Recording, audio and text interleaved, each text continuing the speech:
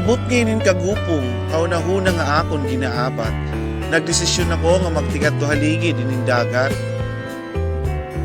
Haakon pag siniblato, ini nagpapaplanat nga mga balod, nabalik inin hinumduman nga kitanduha pa inin magkaupod.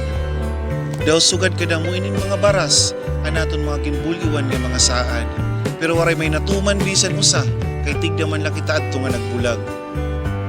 Kaupay pagkinitaw na ninlawod ng langit taunhan. Magkaharayo man ang kada tagsa, pero bagalagapin magkasumpayan ira kabutangan.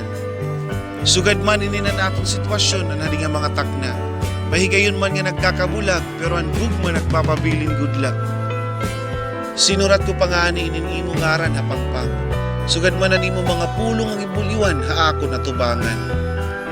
Haakon paghuna nga akon ka lang, akon iningatanan gintipigan. Pero pag ulpot rin panahon nga ikaw nawara, imo iningatanan ginkalimtan. Kakaruyagon ko nga mag-usahan, nakaupo din ang presko nga hangin. Kontra ni kaupod ka, na imo mga mata haiba naglulugaring. Igpupundok ko hasako, anya tanan nga aton mga hinumduman. Papas anong ko nga kasing-kasing, bisan papira kang ilo ininiya timbang.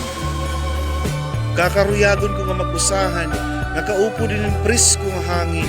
Kontra ni kaupod ka, nga imo mga mata haiba naglulugaring.